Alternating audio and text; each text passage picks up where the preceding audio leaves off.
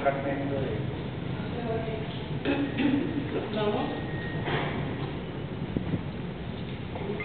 Vamos a turnarnos la lectura de 4 fragmentos muy breves.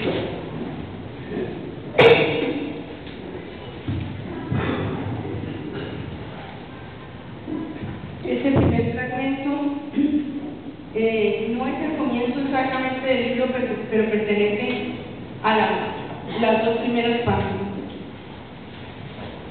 Lo primero que registran mis ojos es la enorme ventana abierta y detrás la escalera de incendios que da a la calle. Examino todo brevemente de un vistazo. La cama tendida con pulcritud, el escritorio abarrotado de libros, los cuadernos apoderados de la mesa de noche, la chaqueta de cuadros colgada con cuidado en la silla. Durante algunos segundos no decimos nada, no hacemos nada, a pesar de que un turbión de emociones nos agita por dentro. Entonces, Camila abre el closet y vemos los zapatos alineados, los suéteres y las camisas puestos en orden. Es la habitación de alguien pulcro, riguroso, aseado. Confusos, intercambiando frases cortas que quieren ser eficientes, nos dividimos los espacios a fin de poder hacer la tarea que nos atraiga hasta aquí. Nadie llora.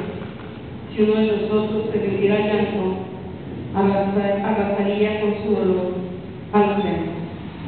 Voy a leer un pedacito más de lo que habíamos planeado. Mirando este cuadro austero, donde cada cosa cumplía una función, tenía un sentido. Recuerdo los versos de Wisława Szymborska, que durante años leí con mis alumnos y que parecen haber sido escritos para este momento. No parecía que en esta habitación no hubiera salida, al menos por la puerta, o que no tuvieran una perspectiva, al menos desde la ventana. Las gafas para ver a lo lejos estaban en el alféizar, zumbaba una moto, o sea que aún vivía. Seguramente creí que cuando menos la carta algo aclaraba. Y si yo os dijera que no había ninguna carta, tantos de nosotros, amigos, y todos supimos en un sobre vacío, apoyados en paz.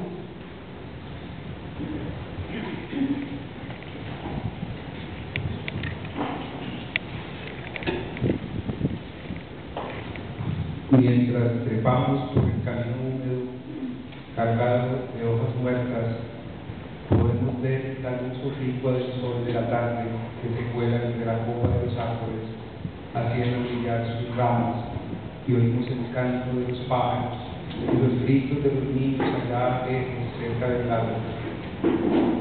Escogemos un árbol viejo, fuerte, muy alto, y entre los nudos de su raíz regamos los restos de lo que hasta hace pocos días fue el cuerpo de músculos elásticos y piel firme de Daniel, ahora contenido en una bolsita exigua.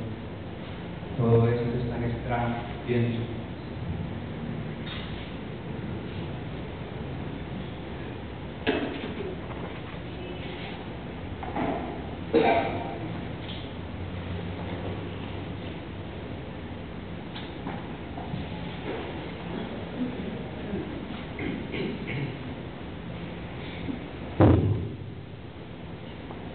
Daniel mejora rápidamente con los medicamentos psiquiátricos.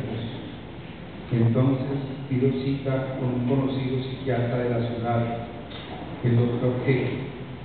Durante años ha dirigido el departamento de psiquiatría de un hospital de renombre.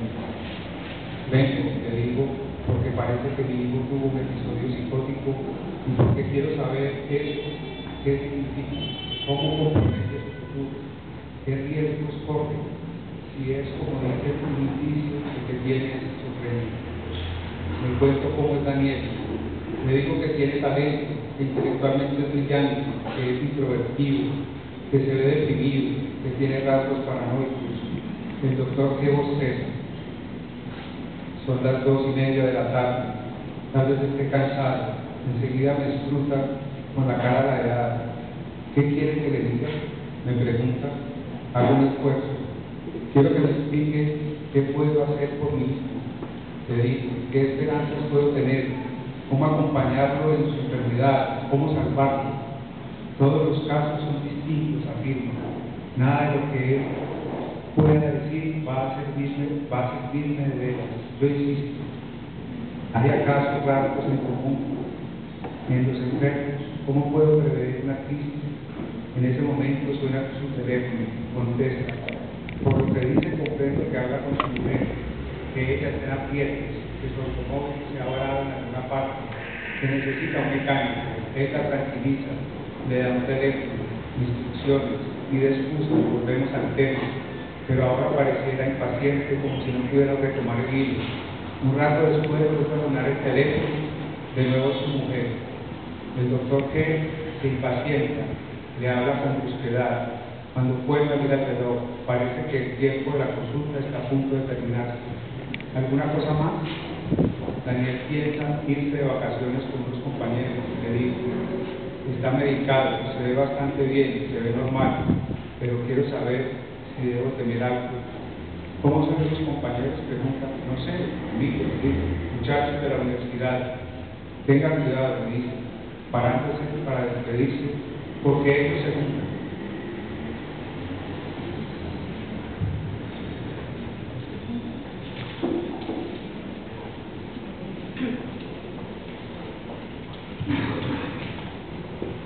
Bueno, usted me ha pedido que lea este poema, que yo inserto en este libro porque cuando Daniel se va para los Estados Unidos 10 meses antes de su muerte, y para mí es doloroso dejarlo ir, y pues tengo muchos miedos. Este poema lo escribí para ese momento, después de que se fue y que yo me sentía tan triste, me senté y lo escribí. Lo extraño fue que este poema lo leímos el día de la ceremonia de su despedida en la Universidad de Columbia, y parecía que yo lo hubiera escrito después de que él había muerto. Otra vez sales de mí, pequeño y sufriente. Otra vez mira de todo con mirada reciente y llenas tus pulmones con el aire gozoso. Ya no lloras. El mundo, de momento, no te duele. Todo espíritu esta vez caricia fuga como una prolongada primavera. Ignoras ni útero vacío, ni sangrado. Desconoces que el grito de dolor te parturienta, va hacia adentro y te asfixia sofocado para que no trastornes el silencio que ronda por la casa como una mosca azul resplandeciente. Mis manos ya no pueden cobijarte, solo decirte adiós como en los días en que al girar ansioso tu cabeza, mi sonrisa se abría detrás de la ventana para encender la tuya.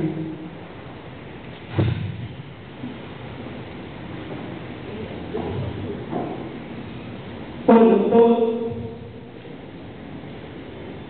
era sencillo transcurrir, no heridas, ni extrañas fuerza, ni desgarrador. Perdón, por favor.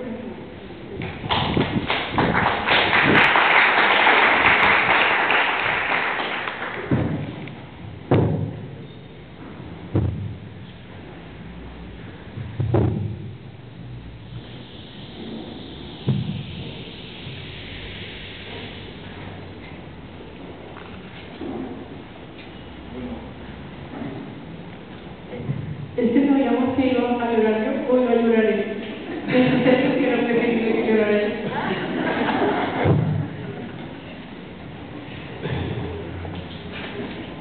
Bueno, Piedad, yo tengo, después de la lectura del libro, del cual me leí de un tirón como casi todos los que lo han leído, todos los que lo han leído coinciden en que no lo pueden soltar después de que lo ponen. Después yo hice una segunda lectura más juiciosa, tratando ya con la responsabilidad de esta noche, y me surgieron unas preguntas que también conversé con algunos lectores del libro y coincidimos en ellas, y de alguna manera también las estoy transmitiendo. Bueno, la primera es por qué, siendo tu oficio de escritora, la poesía, tus géneros predilectos, la poesía y la novela, abordaste este libro desde otro género, desde el testimonio.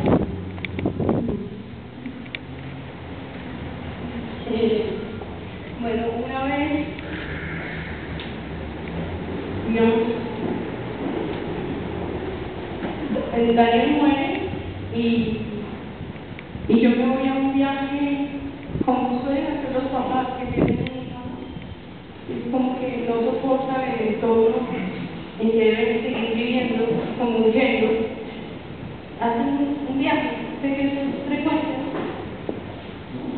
Entonces yo me voy a un viaje donde montamos, me voy para Italia con mi marido porque era mayo, era junio ya. Entonces queríamos un sitio con sol, con belleza y con trenes, para poder leer en los trenes, para tener momentos de silencio y de recogimiento, no estar en el horror de los aeropuertos. Y yo me llevé un libro, que es el libro del inglés A. Álvarez, que fue amigo de Silvia Plath. A. Álvarez intentó alguna vez el suicidio sin lograrlo, luego se suicidó su amiga, y él escribió una historia del suicidio muy hermosa, está publicado por nosotros. Y era que yo quería leer sobre eso, o sea, a mí nunca se me ocurrió evadirme leyendo cosas que no tuvieran nada que ver con eso. Entonces yo empecé a leer ese libro y como siempre mi viaje llegó a una biblioteca y empecé a tomar nota del libro. Cosas como que me hacían síntesis. Yo no lo había leído, lo estaba leyendo. Y en paso empezaron a aparecer recuerdos de Daniel o cosas que nos planteaba, preguntas, sobre todo muchas preguntas. Las preguntas que me hago en el libro, ya había subido de esa terraza, había hecho ese camino alguna vez, qué cara debía tener Daniel a la hora de la muerte, pero yo nunca lo vi. Bueno, me hacía preguntas muy dolorosas, muy íntimas, muy fuertes, y las iba apuntando.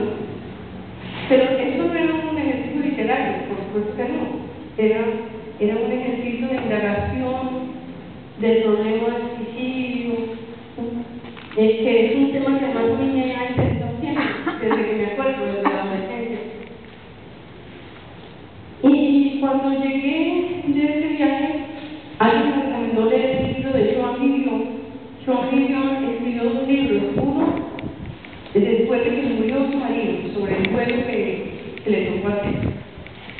Y posteriormente un libro que yo no he leído sobre la muerte de su hija, que murió 3 meses después de su marido. Parece como casi un absurdo, ¿no? Haber escrito esos 2 libros seguidos sobre el duelo. De esa manera, el libro de Joan Didion celebró muchísimo, impactó mucho a la gente. Entonces yo me conseguí el libro de Didion, lo empecé a leer, pero yo no quería hacer nada con eso, simplemente reflexionar. Lo que yo pensaba dentro de mí es, ahora voy a empezar a escribir a borbotones poesía, porque yo siempre he escrito eso antes del dolor y del desacuerdo con el mundo y de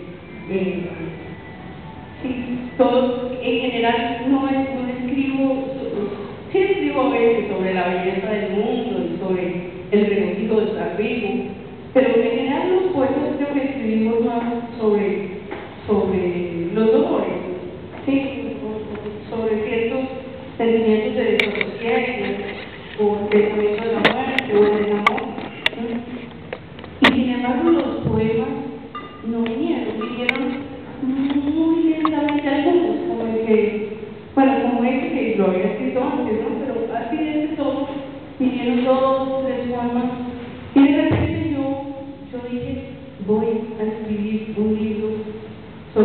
historia de Daniel, porque ya había hecho como una especie de resumen mental. Y encontré que esa historia me gustaría compartirla con los lectores. Primero porque es la historia de una tragedia. Estoy hablando en términos griegos. Hay un destino irremediable. Eran todos batallando para que eso no sucediera. Daniel, su médico, porque Daniel luchó hasta el último momento para hacer de su vida la mejor vida. El papá, las hermanas y yo, todos haciendo todo, y parecía que el mundo se le abría y se ganaban las becas y conseguía el trabajo y todas esas cosas, y después como el mundo se va cerrando en una especie también de tragedia ineludible que nadie puede evitar. O sea, ese sentido trágico de la historia me hacía pensar que yo debía escribir eso, digamos, como un gran tema de la literatura. Pero también yo quería hablar sobre el suicidio que nadie habla en una sociedad que le tiene mucho miedo a la muerte, mucho más miedo al suicidio. Y quise hablar de esa cosa para mí, que hasta entonces yo no había hablado de eso, por supuesto que no, de esas cosas terribles que es la enfermedad mental en la gente joven, ¿no? Ahora, después de leer el libro, de escribir el libro y de publicarlo, la avalancha que me ha llegado de gente que tienen en sus casas, generalmente muchachos, pero la esquizofrenia es una cosa que empieza entre los 15 y los 10 años, que están padeciendo la bipolaridad. O sea, hace tan impresionante esa avalancha que me dice que eso es un dolor que un montón de gente lleva consigo, pero lo mantienen oculto por el tabú, ¿cierto? Yo no habría escrito sobre eso en vida de Daniel, jamás. Por eso. Pero ya muerto, yo sentía que yo tenía derecho a escribir sobre esas cosas. Y yo quería denunciar un montón de cosas. Una sociedad que no comprende, una medicina puesta al servicio solo de los que tienen mucho dinero, digamos, en la medida en que un enfermo, una persona con una enfermedad mental necesita atención, porque son enfermedades que necesitan atenciones muy delicadas y muy, digamos, costosas finalmente. Y entonces yo había visto que las medicinas esas, pues que a las que todo el mundo se supone que tiene acceso, pues las citas son de 20 minutos, no hay más o máximo de 40, no hay derecho a más de 15 o 20 consultas al año, o sea, unas cosas absolutamente absurdas. Pero yo también había lidiado con los médicos, con muy buena suerte, y había tenido muchas experiencias como la que narra del psiquiatra que bosteza, que me dice con ese silencio, tenga cuidado porque ellos preguntan. Y yo dije, yo tengo que contar todas estas cosas. Y simplemente, cuando ya dije esas palabras, empecé a organizar todas sus notas que había tomado y a seguir leyendo sobre eso y alimentando con lecturas del libro. Me dediqué, mejor dicho, a escribir un libro. Yo sabía que eso no podía ser novelado, que eso no era lo que yo quería. Entonces yo nunca me planteo el problema de género.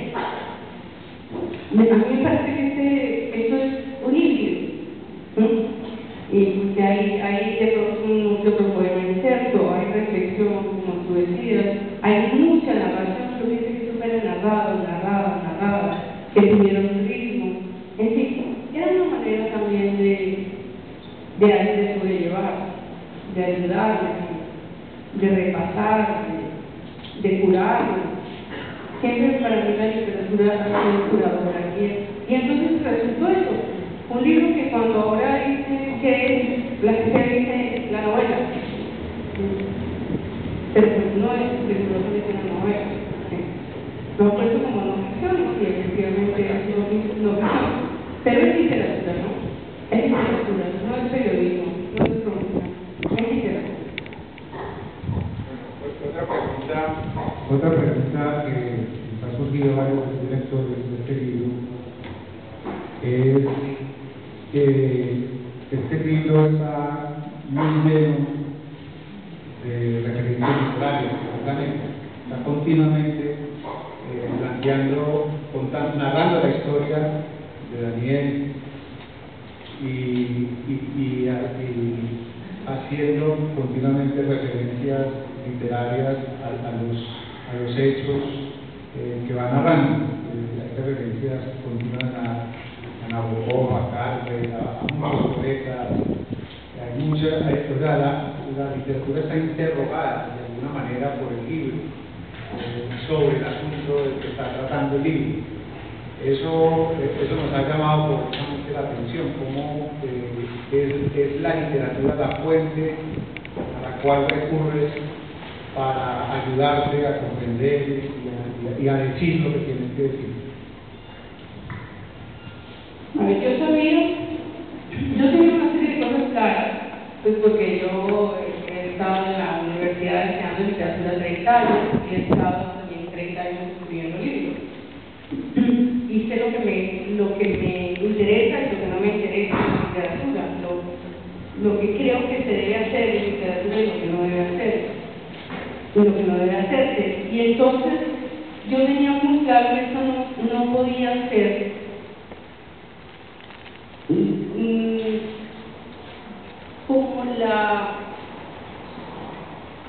como un montón de reflexiones llevadas por la emoción sentimental y por el dolor, porque eso no le interesa a nadie. Primero, sabía que tenía que ser una historia. Pero segundo, yo sabía que eso tenía que llevar equiparada reflexión, pero también en una medida muy mínima y contenida. Porque no quería tener una cosa pretenciosa, yo podía hacer reflexiones sobre la vida, el suicidio y la enfermedad, como si yo fuera una autoridad de él, sino simplemente como pequeños destellos de reflexión, que era lo que la historia me suscitaba a mí. Pero además yo soy un animal literario. Yo no puedo vivir sin la lectura. Si a mí me pusieran a escoger entre escribir y leer, yo me quedaría con la lectura, porque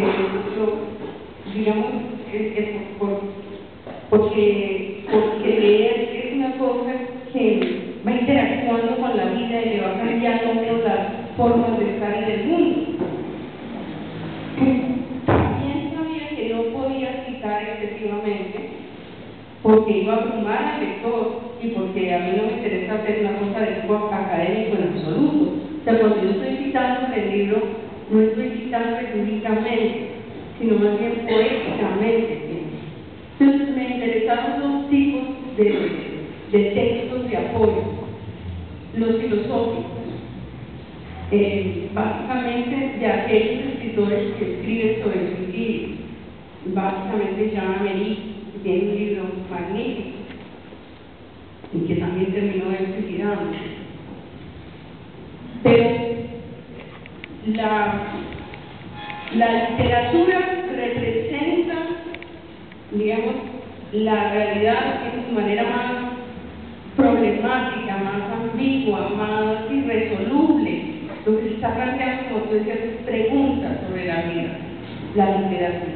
Entonces, como yo estaba nutriéndome toda esta cantidad de lecturas, esas lecturas no es que yo fuera buscando cosas para poner en el libro, sino que, como pasa siempre que uno lee, de pronto hay algo que viene como una revelación y una cosa iluminadora.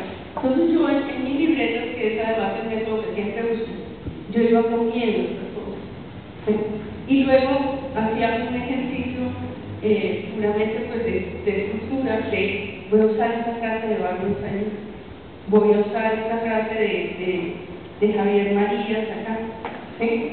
Y eso era, digamos, también desde el punto de vista literario y tal vez humano, muy estimulante, porque también la literatura ayuda a distanciar. La literatura es una manera de procesar cosas personales, de sublimar, de sumergirse en un mundo que tiene sus propias leyes, y de alguna manera pienso que eso seguramente es curativo. Entonces me permitía hacer un ejercicio intelectual de distanciamiento, y lo que yo sabía es que tenía que ir haciendo un movimiento de lo puramente afectivo, de lo que esos recuerdos removían en mí, y lo intelectual, para lograr un tono que fuera un tono muy sereno, muy contenido, que no abrumara al lector con un dolor, digamos, evidente, sino que la sola narración de los hechos y esos apuntes pequeñitos robados a otros autores fueran iluminando pues lo que es la tragedia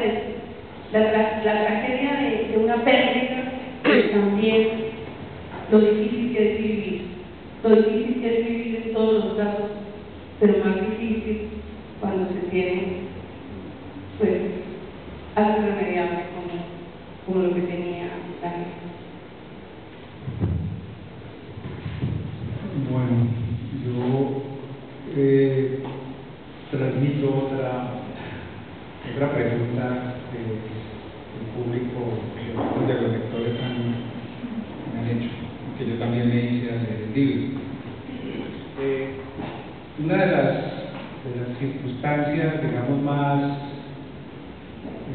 más confrontadoras del libro es que nosotros estamos acostumbrados en nuestra sociedad a que este tipo de asuntos, el suicidio, la esquizofrenia, sean de alguna manera silenciados por algunas familias. En algunos casos conozco de manera cercana casos en los cuales un suicidio es convertido en una muerte natural por la familia y el médico, amigos de la familia. Y hay una tendencia a negarlo, a negar el hecho,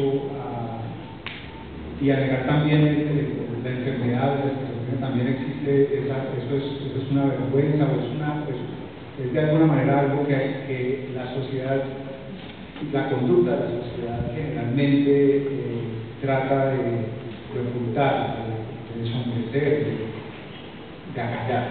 Y lo sorprendente también de este libro es cómo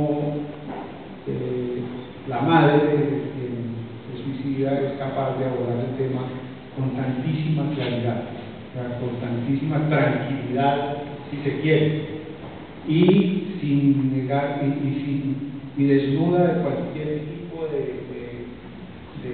ocultamiento, de justificación, de búsqueda falsa. Esa ha sido la gran confrontación que nos ha producido a todos los que hemos tenido experiencias con amigos, con parientes suicidas, y que conocemos un poco que yo creo que en el fondo somos todos, que conocemos de cómo se maneja eso en la sociedad. Entonces, bueno, primero de todo, hay que reconocer ese valor y también preguntarse de dónde sale ese valor. Bueno, yo le estaba contestando ahora a unos muchachos que estaban haciendo una entrevista que cuando uno hace un acto valiente no tiene conciencia que es valiente. Eso es a posteriori que la gente dice, qué valiente es. O sea que yo nunca tuve conciencia que yo estuviera haciendo un acto valiente. Yo soy muy cobarde para muchas cosas. Muchas cosas de la más pequeña cotidianidad me asustan, como montar en avión. Pero soy muy valiente a la hora de enfrentar la verdad de las cosas, porque estoy criada en eso. No soy antioqueña, tal vez ese desparpajo de los antioqueños, o como esa franqueza un poco frustrada. Yo quisiera tener una franqueza frustrada. Incluso me ha traído problemas en la vida, por supuesto, ¿no? De decir de pronto las cosas de una manera tan tan franca que yo misma no me doy cuenta que puedo estar adquiriendo ahí susceptibilidad. Pero me voy a referir a las circunstancias concretas de cómo tomo yo la decisión. La decisión se toma primero en la vida. Mis hijas estaban en los Estados Unidos en el momento que Daniel muere, o sea que Daniel se mata. Entonces,